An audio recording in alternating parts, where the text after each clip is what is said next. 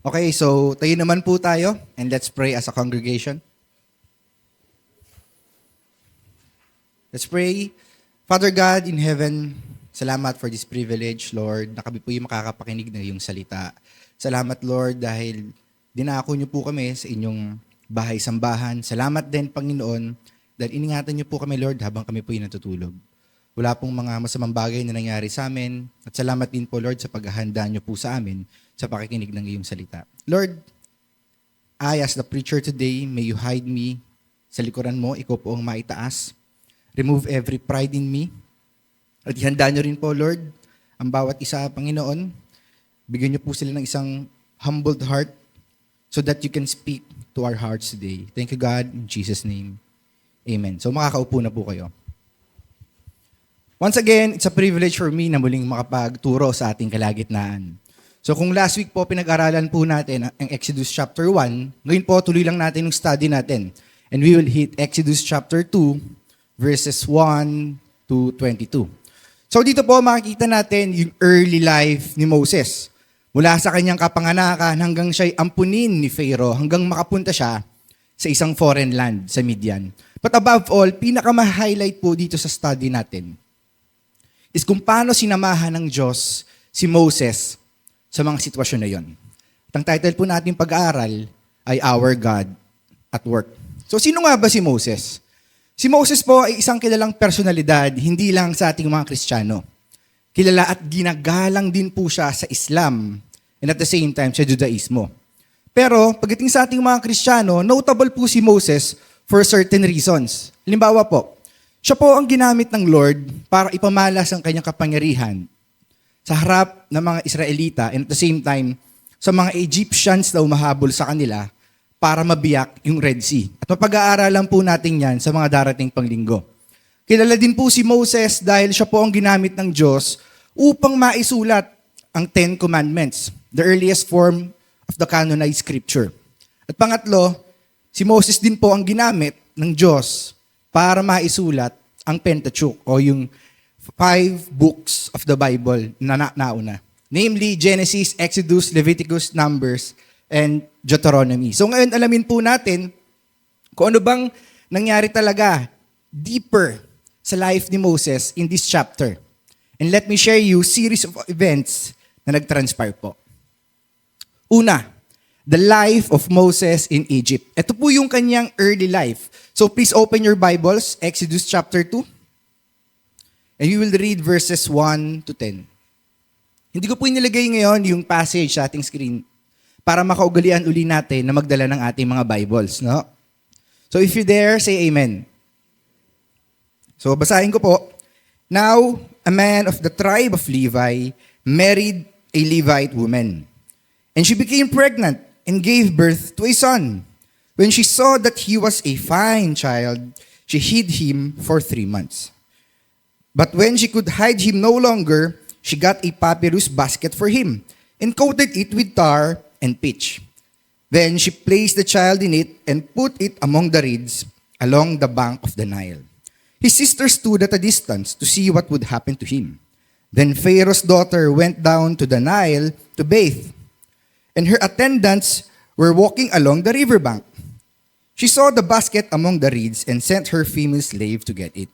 Verse 6, she opened it and saw the baby. He was crying, and she felt sorry for him. This is one of the Hebrew babies, she said. Verse 7, then his sister asked Pharaoh's daughter, shall I go and get one of the Hebrew women to nurse the baby for you? Yes, go, she answered. So the girl went and got the baby's mother. Isang verse na po ako? Verse 9. Pharaoh's daughter said to her, take this baby and nurse him for me, and I will pay you.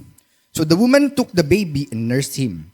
Last verse, when the child grew older, she took him to Pharaoh's daughter and became her son. She named him Moses, saying, I drew him out of the water. So meron dalawang truths na makikita natin dito mula verses 1 to 10. Una, si Moses po ay isang purong Levito. Ang nanay niya at ang tatay niya ay parehong Levites, meaning they came sa lineage ni Levi, ang isa sa mga anak ni Jacob kay Leah. At pangalawa, makita rin din natin mula verses 3 to 10 Kung paano po kumilos ang Diyos pagdating sa pag-iingat at pagpapala niya kay Moses. Sa una pong pagkilos ng Diyos, let me share with you. Ligtas si Moses sa malawakang pagpatay o pagmasaker ng mga Egyptian sa mga bata at sanggol na lalaki na Hebreyo. Pag-aralan po natin yan last week. Dahil sa decree ni Pharaoh, dahil dumadami na masyado itong mga Hebreyo, ang utos ni Pharaoh sa mga Egyptian, pag nakakita kayo ng batang lalaki, pag nakakita kayo ng sanggol na lalaki, itapon niyo ito sa Nile River. At hindi ito masama kasi for them, they're thinking that is a form of sacrifice. They're just sacrificing, quote-unquote, humans for the sake of their God, Nile. Nakita natin kanina na yung nanay ni Moses, nung 3 months old na si Moses, na hindi niya na kayang alagaan pa dahil siguro maingay na yung pag-iyak ng isang 3 months old na sanggol. Gumawa siya ng isang basket made of papyrus. Then naglagay siya ng tar. Itong tar po, it serves as a waterproofing. Then inilagay niya si Moses sa loob ng basket. Then inilagay si Moses dun sa reeds. Ano po yung reeds? Ito po yung mga mahabang damo na lumalago sa Nile River. And yung early belief po nila rito, it is a protection also against crocodile. So malinaw, hindi intensyon ng nanay ni Moses na patayin si Moses. Hindi po na, 3 months old ka na, sige, patayin na kita. Hindi ganun eh. Based on the Jewish scholars, umaasa yung nanay ni Moses na merong makakakita sa kanya at magkakaroon ng compassion para alagaan si Moses as his own o as her own. At nakita nga natin, sa binasa natin kanina, yung prinsesa pa ng Egypt mismo ang nakakita sa kanya. At makita naman po natin sa sunod kung paano kumilos ang Diyos sa buso ng prinsesa ng Egypt. Kung isipin nyo, ang prinsesa po ng Egypt, one thing for sure, alam niya yung decree ng kanyang ama. Tatay niya yun eh. At laganap yun sa buong Egypt. Pero tila ba yung nakita niya si Moses, natikilan siya. Ayon sa text na binasa natin, she felt sorry for him. Ang sabi niya, this is one of the Hebrew babies. Di ba kung papansin nyo, pwede nyo namang itapon na lang si Moses, oy, Hebrew baby to, tatapon ko to. Pero hindi eh. Kasi sa ibang translation, nabasa natin kanina, he felt sorry. Sa ibang translation, nagkaroon siya ng compassion. But when you do a deeper study dito sa word na compassion, it's more than that. Nakaramdam po ng connection or attachment yung princess ng Egypt kay Moses. Na parang gustong-gusto niya magkaroon ng relasyon o alagaan itong batang ito. Pangalawang pagkilos po ng Diyos, pagdating sa pag-iingat at pagpapala niya kay Moses, ay si Moses po ay nagawang alagaan ng sarili niya mismong ina. Tingnan niyo po yung Bible niyo. Nabasa po natin yan in verses 3 to 10, na yung nanay mismo ni Moses ang alaga sa kanya. At hindi lang po yun, with the authority of the princess of Egypt pa. Pero ang nag-initiate nito, yung kapatid mismo ni Moses. Ang galing po ng Diyos dito. Kasi imagine, isang Hebreo na babae, nagawa niyang kausapin yung prinsesa ng Egypt. Obviously, it is God who gave the courage dun sa batang Hebreo na yon para i-approach yung princess. Totoo lang po, life-threatening ito. Hindi po ito madali. Because Egyptians might see the Hebrew child na lumapit sa princess as a threat. Pwede na mangyari yun at pwede siyang patayin. Pero dahil ang Diyos po ay kumikilos sa pangyayaring ito, hindi po yun nangyari. Dahil kumilos din ang Diyos sa puso ng prinsesa, in-entertain ng prinsesa yung batang Hebreo at hindi lang yun. Nakinig pa yung prinsesa dun sa payo ng Hebreo. Sabi nung kapatid ni Moses, gusto mo ba humanap ako ng isa sa mga Hebrew women to nurse that child for you? To nurse that baby for you? Anong sabi ng prinsesa ng Egypt? Yes, go. Isipin niyo yun. Prinsesa ka ng Egypt. Bago mababa ang tingin mo sa mga hindi mo kalahi. Pero nakinig ka dun sa batang Hebreo na babae. Pagkilos po ng Diyos. Kung babalikan po natin sa Genesis 43 verse 32, remember, ayaw ng mga Egyptian makihalubilo sa mga Hebreo. Because for them, akala nila, yung lahi nila, mga Egyptians, they came from the gods. Kaya pag tinitin nila yung ibang mga lahi, mabababa kayo, hindi nyo kami kalibel. Pero nakita natin dito, kumilos ang Diyos. Diba? Ang galing. At dahil dito, in-entertain ng prinsesa ng Egypt, hindi lang po yung kapatid ni Moses, maging yung ina mismo ni Moses. Exodus chapter 2, verse 9, it says, Then Pharaoh's daughter said to her, Take this child away and nurse him for me, and I will give you your wages. So meaning, hindi lang inalagaan ng nanay ni Moses si Moses, meron pa siyang sweldo. Diba? So the woman took the child and nursed him. So to make it short, yung nanay po ni Moses, nung inaalagaan niya itong sanggol na ito, under the authority siya ng princess, di ba? So means, she was protected, they are protected, and they are untouchable of the law. Dahil decree po ng prinsesa. Ang nag-utos mismo dito sa nanay ni Moses. Ang mga imposible, naging posible. Bakit? Ang Diyos kasi ay kumikilos. Di ba? Pangatlong pag-iingat at pagpapala ng Diyos kay Moses is naging formal na anak siya ng prinsesa ng Egypt. Verse 10. Tignan niyo po yung Bible niyo. Basahin natin uli. When the child grew older, she took him to Pharaoh's daughter and became her son. She named him Moses, saying, I drew him out of the water. So malinaw na ang nagpangalan kay Moses ay yung prinsesa ng Egypt. Ano nga ba nangyari kay Moses nung siya ay considered royalty na? Alam niyo po, based Acts 7 verse 22, ito po yung nangyari kay Moses. Moses was educated in all the wisdom of the Egyptians, meaning naging edukado siya, and was powerful in speech and action. Pag pinag-aralan niyo po yung powerful in speech, naging authoritative po siya, naging influential na tao rin po siya. And at the same time, yung powerful in action, nagkaroon po siya ng fighting skills. Naging warrior din po siya. So in short, nagkaroon ng 180-degree turn sa life nito ni Moses. Hebreo siya, supposed to be, nandun dapat siya sa quarry. Gumagawa ng bricks magdamag. Hinahagupit pag nakita ng Egyptian, tatamad-tamad, o pag natripan ng isang Egyptian, gugulpihin lang. Ganun dapat yung life niya. Pero si Moses ay nasa palasyo ng Egypt. 180-degree turn. So titignan natin, parang namumuhay siya in luxury, ang saya-saya niya doon, pero hindi ho ganun eh. Dahil sinabi po sa Hebrews 11 verse 24 to 25, take note, by faith, Moses, when he had grown up, refused to be known as the son of Pharaoh's daughter. Isipin niyo, living in luxury ka na, nasa palasyo ka na, may impluwensyang tao ka na rin.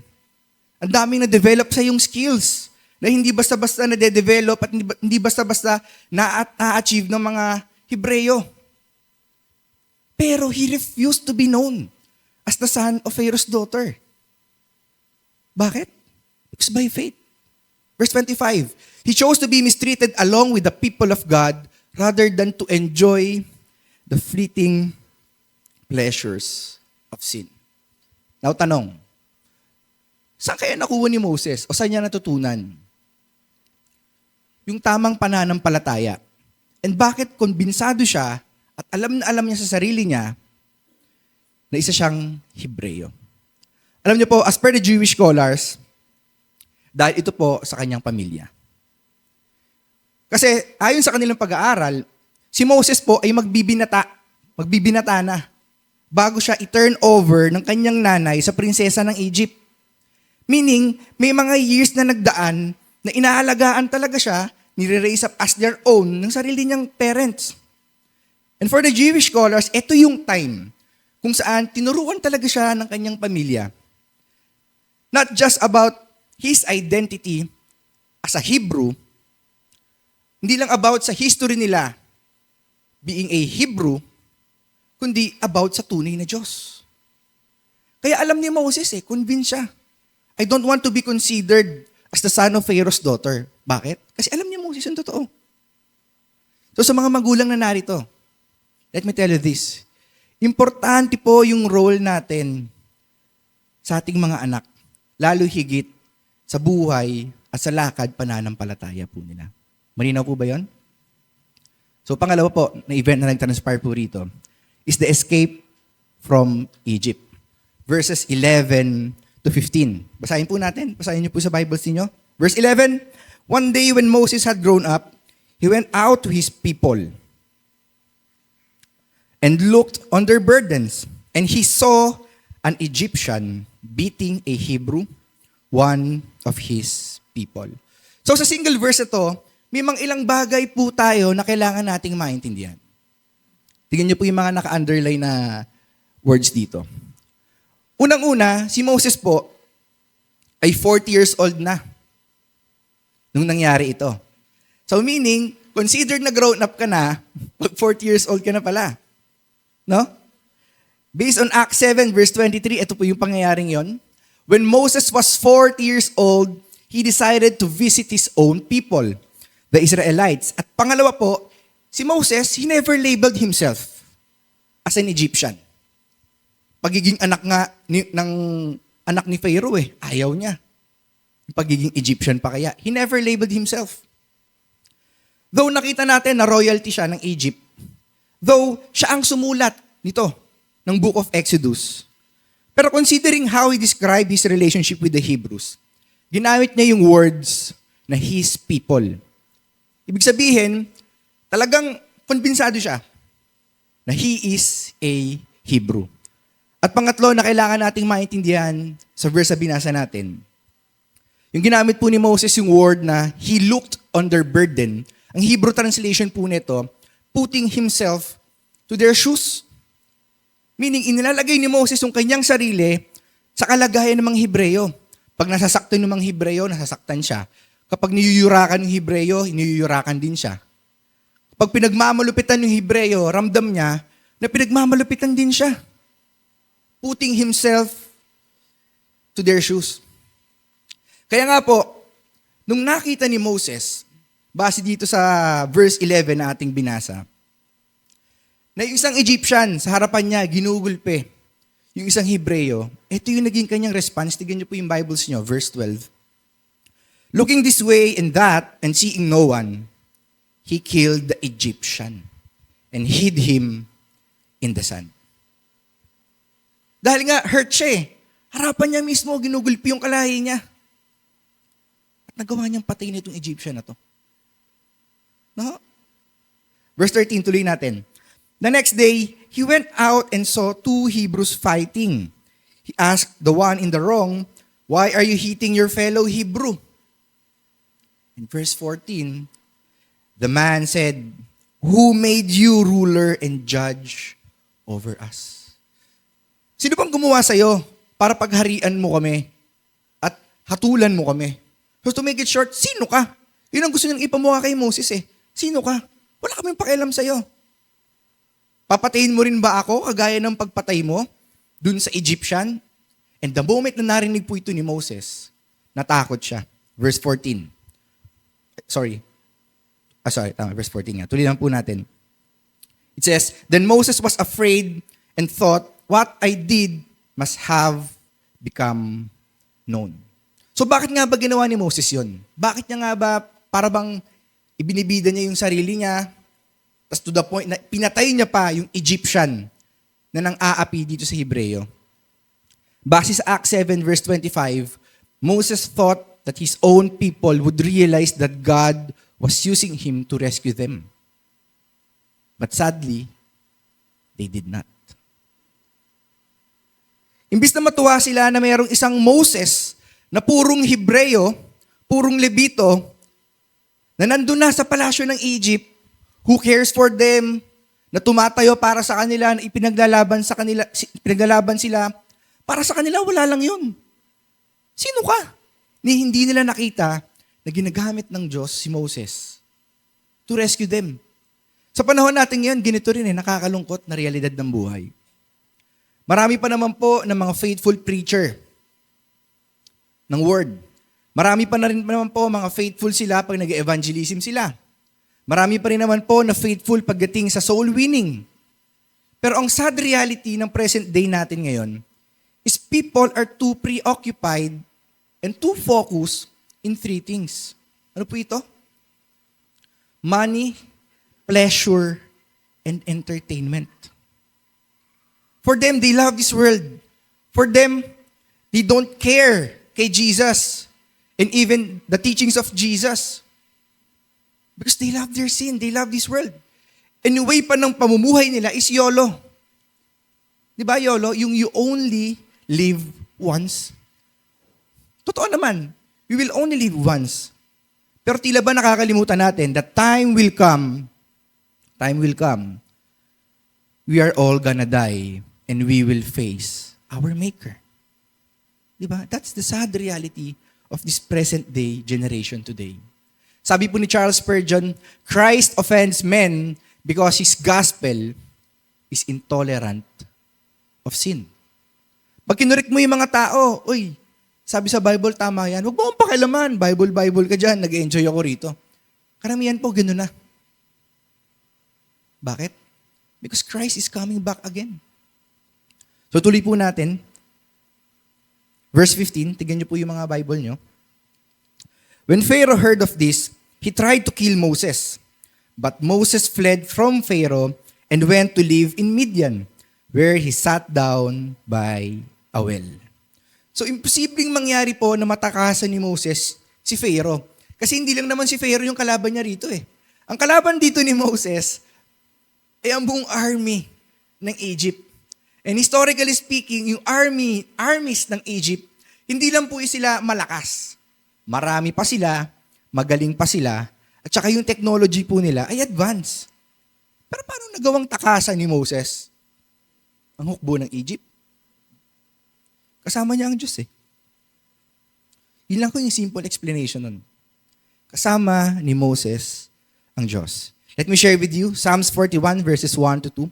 In relating kay Moses, blessed are those who have regard for the weak. The Lord delivers them in times of trouble. The Lord protects and preserves them. They are counted among the blessed in the land. He does not give them over to the desire of their foes. Ang desire ni Pharaoh, patayin niya si Moses. Pero hindi nangyari yun eh. Bakit ho? Kasi ang Diyos po ay buhay at kumikilos sa buhay ni Moses. Galing, di ba? Mag-isa ka lang. Malapalos ka, natakasan mo yung army ni Pharaoh. Hindi ko alam kung meron ba talagang true-to-life story na ganoon. But just imagine, a whole army is coming after you. Pero natakasan ni Moses because the Lord was with him. Pangatlo at panghuling event na nag-transpire po dito sa chapter 2 is about a newfound family in life. So eto na, yung pagtakas ni Moses, napunta siya sa isang foreign land, sa Midian. Verse 16, basahin po natin. Now, a priest of Midian had 7 daughters, and they came to draw water to fill the troughs to water their father's flock. Verse 17, some shepherds or yung mga nomadic tribes na desert dwellers came along and drove them away. But Moses got up and came to their rescue and watered their flock. Totoo lang po, pag pinag-aralan niyo po maigi ito, para itong may pagka-action movie. Kasi tignan niyo po yung Bible niyo, merong 7 babae. Tapos may mga barbaric tribesmen na masasama.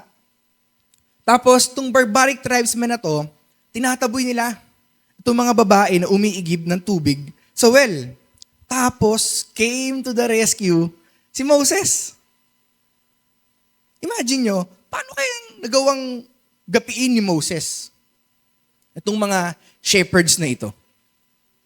Alam nyo, may dalawang school of thoughts dito eh. Una-una, walang nomadic tribe na magtatangka po na manakit at pumatay ng Egyptian. Dahil takot ho sila. Dahil sinabi ko nga kanina, historically speaking, sa mga panahon na to, ang army ng Egypt ang isa sa pinakamalakas. Dahil marami sila, magagaling sila, at malakas talaga sila in strength, and at the same time, advanced technology nila. So nung nakita nila si Moses, ang pormahan ni Moses ay parang Egyptian, umatras sila. At walang patayan na nangyari. Pangalawang school of thought dito is dahil nga nagkaroon si Moses ng fighting skills, he also became a mighty warrior, nagawa niyang gapiin itong mga shepherds na ito. Now, ano yung realistic para sa inyo? Siguro, mas realistic yung 1 kaysa sa 2, di ba? Na natakot sila, na isang Egyptian nasa harapan nila, kaya walang komprontasyon na nangyari.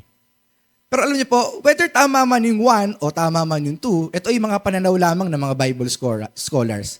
Ang mahalaga po, alam natin na kasama ni Moses ang Diyos sa panahon na to at patuloy na kumikilos sa kanyang buhay. So tuloy po natin. Verse 18, when the girls returned to Reuel, their father, he asked them, "Why have you returned so early today?" Verse 19, they answered, "An Egyptian rescued us." Kita nyo? Paano nila dinescribe si Moses? An Egyptian. An Egyptian rescued us from the shepherds. He even drew water for us and watered their flock. Ba, teka? Si Moses. After niyang, quote-unquote, iligtas yung mga babae sa kamay ng mga shepherds, siya pa mismo yung nag-igib ng tubig at siya pa mismo yung nagpainom ng tubig dun sa flock na pinapastulan ng mga babae. Best foot forward, di ba? So malamang sa malamang, etong si Moses, may type siya dun sa isa sa 7 babae. Kasi best foot forward eh. Ikaw ba, nananahimik ka sa isang tabi, nakita mo, may eksenang nangyari. Tapos na yung eksena, pag-iigib mo pa ng tubig, yung mga babae, para dun sa kanilang flock na pinapastulan. Di ba? So tuloy po natin yung study natin. Verse 20, "And where is he?" Sabi ni Reuel sa kanyang daughter. "Why did you leave him?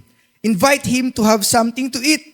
Eto na. Moses agreed to stay with the man who gave his daughter Zipporah to Moses in marriage. So sigurado, nagpapakyut si Moses dito kay Zipporah. Kasi si Zipporah yung napangasawa niya eh. Di ba?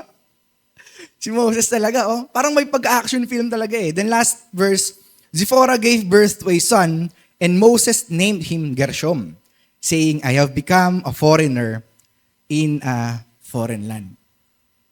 So yung pagtakas ni Moses sa Egypt, napunta siya sa isang foreign land, sa Midian, tapos nagkaroon ng mala-action movie na senaryo, tapos para bang nagkaroon siya ng life na masaya kasi nagkaroon siya ng asawa, nagkaroon din siya ng anak. Diba? Grabe ang pagkilos ng Diyos kay Moses. Pero alam niyo po, totoo lang, pag-aaralan po natin yan sa mga darating na linggo. During this time, ng kasiyahan ng buhay ni Moses, meron siyang parang emptiness sa heart niya. Kasi yung pag-aaralan natin, si Moses ay sulyap ng sulyap sa Egypt. Meaning, though masaya yung buhay niya sa Midian, pero alam niya sa sarili niya, yung mga kalahi niya, naghihirap doon sa Egypt. Kung titignan natin, kung tatanungin natin, bakit parang todo effort ang Diyos? Pagdating kay Moses, mula kapanganakan niya, may pag-iingat. Mula yung napatay niya yung Egyptian, meron din pag-iingat, hindi siya nahagilap ng army ni Pharaoh. Yung na-encounter niya itong mga desert dwellers na to, may pag-iingat din. Kung titignan naman natin, si Moses isang mamamatay tao. Di ba? Pumatay siya ng isang Egyptian. Pero grabe ang pag-iingat ng Lord kay Moses. Alam niyo po kung bakit? Simple lang yung sagot eh. Because God chose Moses. Hindi na kailangan ng maraming palabok pa para ipaliwanag itong mga to. Yun lang po ang dahilan. Dahil pinili ng Diyos si Moses. Hindi ko po sinasabi na yung mga naghihirap na naghihirap na mga Israelita na pinahihirapan ng mga Egyptian doon sa Egypt ay hindi po pinili ng Diyos. I'm not saying that. Pero ibig ko pong sabihin, during this time, si Moses po ang pinili ng Diyos to raise him up. Magkapanganak pa lang po kay Moses, ay na po yung providence ng Lord para sa mga Hebrews na merong tatayong leader sa kanila to lead them out of Egypt. Papunta po sa pangakong lugar. At yun ang plano ng Diyos kay Moses. Hindi tinignan ng Diyos yung kasalanan niya. Yes, alam ng Diyos na kasalanan yung ginawa niya, but hindi doon tumingin yung Diyos eh. Tumingin ng Diyos sa kung ano bang plano niya talaga kay Moses. At yun nga yung nabanggit ko kanina. That Moses will be the quote and unquote leader, will act as the savior para ma-lead itong mga Israelita paalis ng Egypt. So let me encourage you. Your sinful or tragic past will not define who you are. God will. Totoo lang ho kasi sa mundo natin, minsan nalalabelan tayo ng dahil sa mga kasalanan natin o hindi kaya minsan dahil sa ating mga tragic past. Halimbawa, si Jimson, kilala ko yan, yung palamura. Si ganito yung iniwan ng asawa, si ganito yung namatayan ng asawa, si ganito yung anak yung nabuntis, si ganito, si ganyan. Minsan ganun ang tingin sa atin ng mundo eh. Halimbawa na lang si Hayden ko. Pag sinabing Hayden ko, karamihan ng mga tao naiisip pa rin yung scandal niya kay, sino ba to? Si Katrina Halili. Yun ang naisip ng mga tao. Pero believe it or not, si Hayden ko, kapatid na rin natin sa pananampalataya. And an active Christian na gamit ng Panginoon. Sad reality, di ba? But if you are really a Christian, don't let those people, don't let those tragic past define who we are. Because sa harapan po ng Diyos, we are His people. We are His chosen people. And as a Christian, people who are chosen by God, His treasured possession, na pinili niya bago pa lang lalangin itong sanlilikha. Let me tell you this. Tayo po ang nakasaksi. Tayo po ang nakaalam ng greatest effort na ginawa ng Diyos para sa ating mga tao. Far more greater sa effort na ginawa ng Diyos kay Moses. At ano po yun? That is when God the Father sent His one and only Son here on earth to die there on the cross to be our atoning sacrifice. For us na magkaroon ng kapatawaran sa ating mga kasalanan. For the relationship of God and men be restored. And it is the greatest effort throughout the history of mankind. Imagine. Ang Diyos mismo ang nag-effort para lang magkaroon tayo ng kapatawaran sa Kanya. Are we grateful for that, mga kapatid? Are we grateful for that na ang Diyos mismo ang kumikilos sa buhay natin?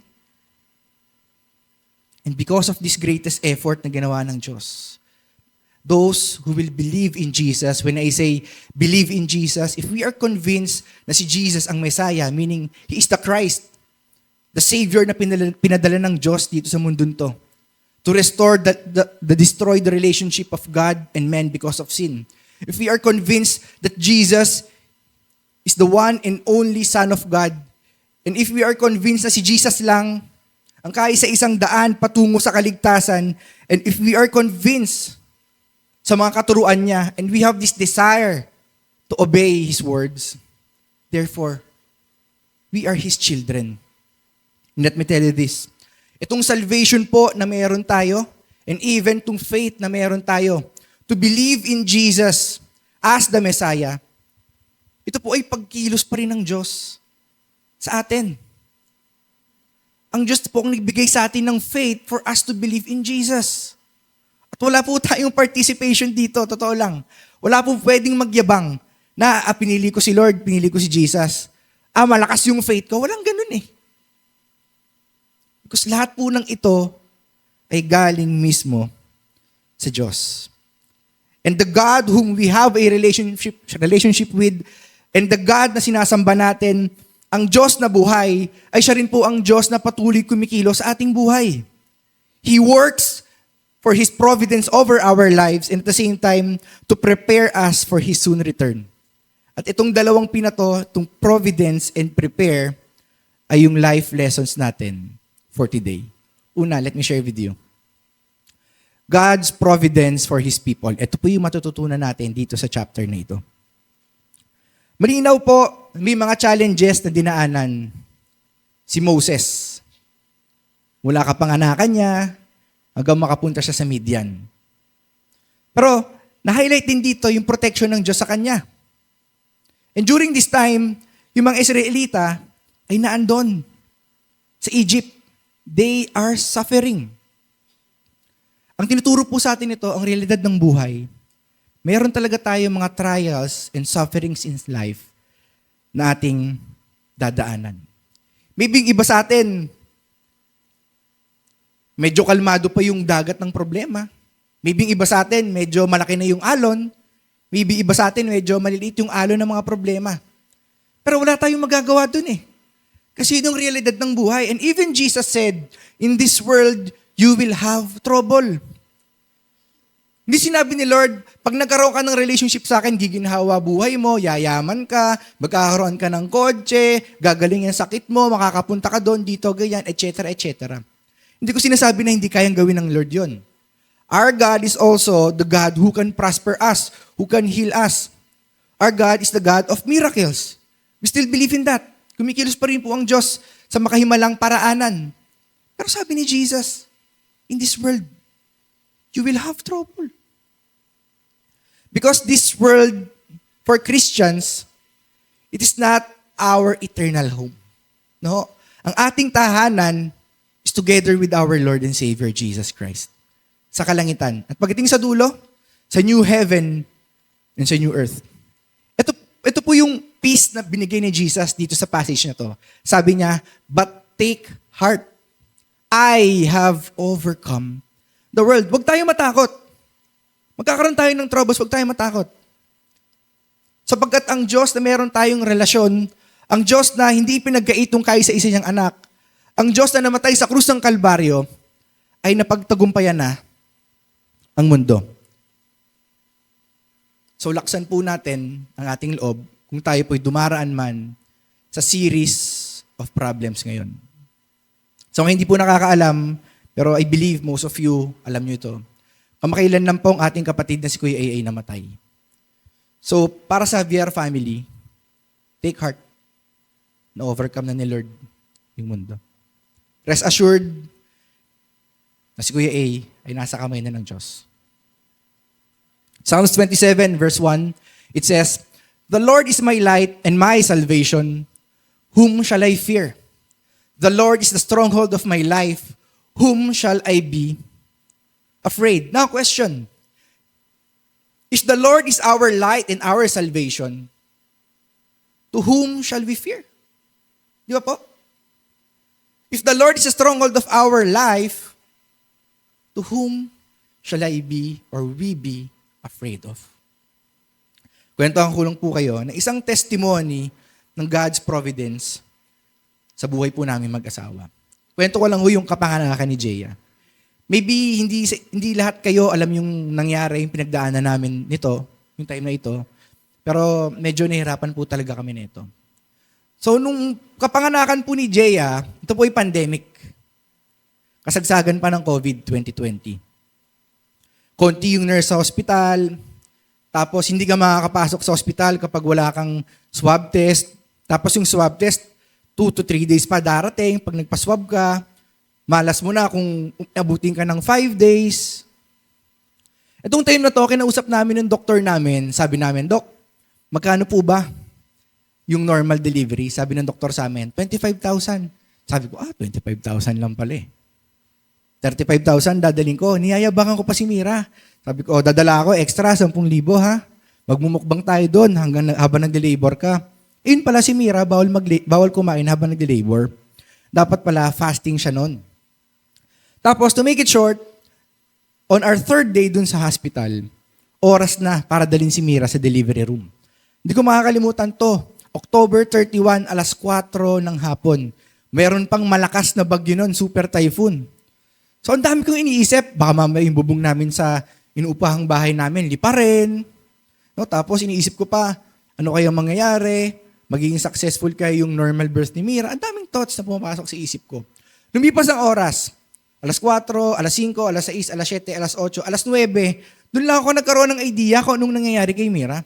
Sabi sa akin nung nurse, Mr. Joe, gusto ko lang po sabihin sa inyo na tinatry po natin na mag-normal birth si Mrs.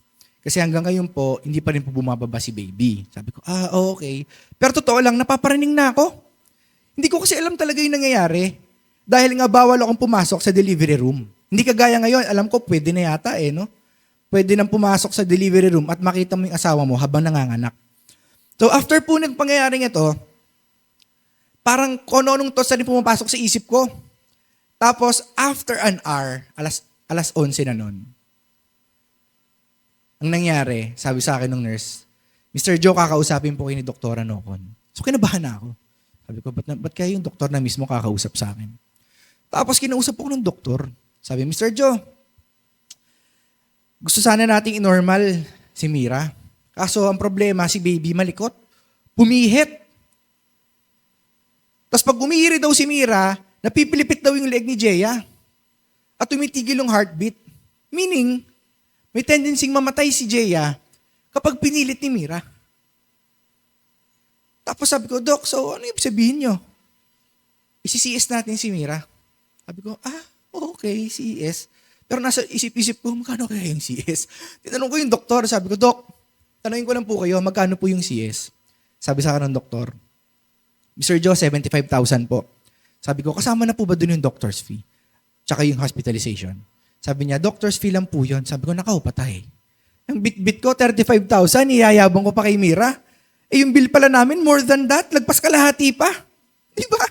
Tapos, ang daming thoughts na pumapasok sa isip ko. To be honest, I just want to be honest with you. Mentally and spiritually degraded ako dahil hindi ayos ang lakad ko sa Diyos noon, 2020. Ang dami kong mga tinatanong sa Lord na hindi ko dapat tinatanong sa Kanya. Alam ng mami ko yan. Kasi yung mga question ko sa Lord, sinasabi ko rin sa Kanya, mag-chat kami. And yung mami ko yung naging comforter ko nung panahon na yon. Nirebuke pa nga ako ng nanay ko eh. Sabi sa ng nanay ko, Jimmy, ikaw ba yan? Tingnan mo yung mga chinachat mo sa akin. Parang hindi ikaw, parang hindi Kristiyano. Totoo lang ho. Dinilit ko yung conversation namin ng mami ko after nun eh. Kasi ayokong maalala na kino-question ko ang Diyos. Pero ang laking gulat ko po nito, so to make it short, nanganak na po si Mira, na CS na po siya. Hindi ako humingi sa aking magulang. Hindi ako humingi sa pamilya namin. Nagtanong sila, magkano yung bill mo? Sabi ko, naku, napakalaki ng bill ko. 103,000. Yun ang sinabi ko sa group chat namin. Gusto kulat ako, kanya-kanyang PM na sila. Tita Alda ko, tito ko, mami ko, daddy ko. Even tita Nancy ko, na walang pera, bumili ng mga gamit para kay Jeya. Totoo lang nung pangyayari na yon, hindi lang sumobra yung pera eh. Nakabili pa kami ng mga ibang gamit. So para po akong sinampal ng Lord nung panahon na yon, totoo lang. Pagkakatanda ko, yung parang ini-empress sa akin ng Lord ko, ng Lord, ay ito. Reklamo ka ng reklamo, hindi mo ba alam na kasama mo ko?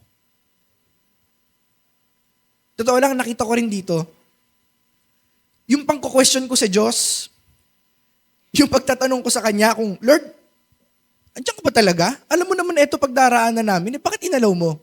At marami pa po akong pagtatanong. Marami akong pagko-question sa Kanya, pero yung pagko-question ko sa Kanya, sa likod nito, ang sinukli ng Diyos, katapatan niya. Pagmamahal niya sa akin, maybe iba sa atin nakaranas nito. Hindi ko alam yung mga pinuntahan natin sa life, yung mga tragic past na dinaan natin sa buhay. Pero isa lang masasabi ko mga kapatid, tapat po yung Diyos na sinasamba natin. Tapat siya sa mga pangako niya. Pag sinabi ng Lord that He will never leave us nor forsake us, totoo po ito. Panghawakan po natin to, take heart, sabi ng ating Panginoon. For He have overcome the world. Dalawang bagay po ang tinuro sa akin ng Lord ng sitwasyon na to. He humbled me. At pangalawa, pinakita sa akin ng Lord that He cares for me and He loves me. Encourage po ako talaga sa pangyayari nito kapag binabalikan ko.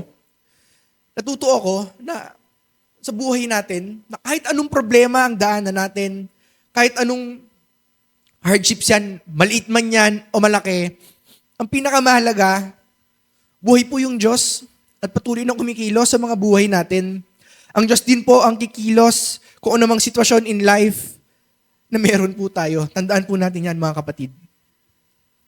Pangalawa po at panghuling life lesson nating matututunan dito is God's preparation for His people. So tignan po natin, paano pinrepare ng Diyos si Moses bago niya tawagin. Pagdating po sa kanyang faith and identity, si Moses po ay ni-raise up ng kanyang Levite parents. Pagdating naman sa kanyang skills, sa leadership niya, sa strength niya, no, inalaw ng Lord na maging quote-unquote anak siya ng prinsesa ng Egypt para ma-develop itong mga skills na to. And pagdating po sa kanyang attitude, sa kanyang puso, in terms of humility, ito po yung nangyari kay Moses. From being a royalty to a criminal, to a fugitive, to a shepherd, the Lord used those events to humble him.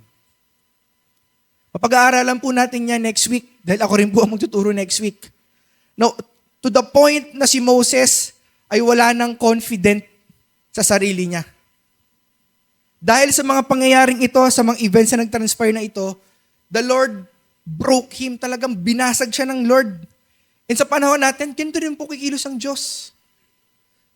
Ganito rin po kikilos ang Diyos para i-prepare tayo sa nalalapit niyang pagbabalik. Halimbawa po, yung assurance and yung faith and identity natin in Christ, it is the work of the Holy Spirit. Na kumpensado tayo, na meron tayong relasyon sa totoo at buhay na Diyos, na kumpensado tayo, na tayo ay ligtas, galaw pa rin po ito ng Diyos. Pagdating naman po sa paghahanda sa atin for equipping, in terms of soul winning, pagdating sa evangelism, pagdating sa mga gifts na meron tayo, like gifts of encouragement sa mga kapatiran or sa mga non-believers, and above all, pagdating sa gift of faithfully preaching and sharing Christ to others, ito po ay galaw pa rin ng Diyos. And in the last days, kikilos at kikilos po lalo ang Diyos para magamit niya po tayo, the church, sa nalalapit niyang pagbabalik. And third, ganito rin po kikilos ang Diyos sa pagbabago ng ating mga puso. Kung tunay tayong Kristiyano, God will allow a certain event in our life to break us for the sake of our purity and for the sake of us being humble. Bibi, naranasan natin to. Na inalaw ng Lord mangyaring isang tragic event in our life para yung mga makita natin na yung mga sinasandala natin na mga quote-unquote idols natin in life, hindi pala ito yung pinakakailangan natin sa buhay na to. Hindi ko po alam kung ilan sa iyo nakaranas ito. Isang pangyayari na walang-wala tayo, pero kumilos ang Diyos. At sa pagkilos ng Diyos ito, tinuruan tayo ng Diyos na lalong mas magtiwala sa Kanya. Ito po ang tinatawag na pruning process ng Lord. Masakit po ito. But because He loves us, kailangan ito gawin ng Diyos. Dahil sa pagbabalik niya, He will purify and He will preserve yung talagang mga tinawag niya. So take heart. Sa pagbabalik ng Lord, siya rin po mismo ang kikilos sa life natin for our preservation. Tatapos po ako, 2 verses. Roma 8:28, it says, alam nating sa lahat ng bagay ay gumagawa ang Diyos para sa mabuti, kasama ang mga nagmamahal sa Kanya. Silang mga tinawag ayon sa Kanyang layunin. Pagkilos pa rin po ng Diyos. Efeso 2:10, kung ano tayo ngayon ay gawa ng Diyos. At sa pakikipag-isa sa atin kay Kristo Jesus ay nilikha niya tayo para sa mabuting gawa na inahanda niya noong una pa man upang gawin natin. So remember mga kapatid, pangit man o maganda ang mga pinagdaraanan natin. Tandaan po natin lagi na ang Diyos ay buhay at patuloy siyang kikilos sa ating buhay. Tayo po'y manalangin. Father God, thank you for this time na inassure niyo po kami that you are alive. Na inassure niyo kami, Panginoon, na patuloy at patuloy kang kikilo sa aming buhay, whatever our situations are. Inassure niyo kami, Lord, na ikaw ay tapat sa iyong pangako, na kahit kailan hindi mo kami iiwan at pababayaan. Kagaya ng pagsama mo kay Moses, patuloy mo kaming sasamahan hanggang sa muli mong pagbabalik. Lord, I pray, Father God, and we know, God, na kayo po ang magpapalago ng seed na tumanim sa puso ng aking mga kapatid. And thank you, Lord God, for this time to be used as your instrument in preaching your word. Be glorified in Jesus' name. Amen.